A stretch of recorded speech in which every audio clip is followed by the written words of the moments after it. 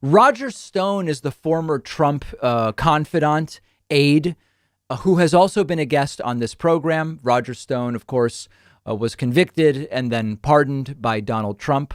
Roger Stone has a new hypothesis, which is that it is the Secret Service that was somehow involved in the Trump riots on January 6th. Now, I have to admit, we're going to look at a clip of this. And if I'm totally honest with you, I don't fully understand the conspiracy theory here. And I kind of love it in the sense that one of my favorite things is a conspiracy theory that doesn't even make any sense. Like, it's hard to even understand.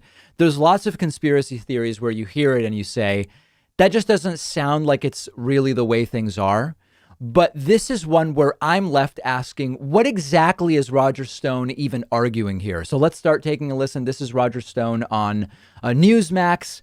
I'm not even sure what he's claiming took place, but it involves the Secret Service. Let's take a listen. I call it fake news. Hey, Roger, did you, on January 6th, did you go in the building? I would never even left the grounds of the Willard Hotel. Yeah. I came out in front of the hotel in the morning for a brief period to stretch my legs. You can watch the entire video. A number of patriots come up and ask for selfies or tell Patriots. Yeah, Patriots really want. He's popular with the Patriot movement. Tell me that they're praying for me. But no, I was not even on the Capitol. I do find it odd that shortly after the president's speech, the Secret Service contacted someone who worked for me by phone and told me that they wanted to escort me to the Capitol. I declined. I was not. What do you think that was about? So I guess now what Stone is saying is an unprovoked call from the Secret Service saying we'd like to bring you to the Capitol would maybe be to implicate Stone. Maybe that's what they're saying, that they wanted to place Stone there to then implicate him in the riots, even though he didn't have anything to do with it. Tell me if that's how you're understanding this. When you say that, was there something about that sounded fishy? Well, I've worked for 3 American presidents. The Secret Service does not do political chores. The Secret Service does not perform logistical tasks. I find it rather suspicious, to be honest with you. Suspicious in what way? Do you believe? Yeah, it's like even the hosts are sort of unsure, like, what exactly are you alleging here? That perhaps insiders, I'm trying to figure out how to word this, within the Secret Service or the CIA or other organizations were involved nefariously? Look, I don't want to make that claim because I don't know it, but understanding how the Secret Service works, obviously the implication is that this is something the president wanted.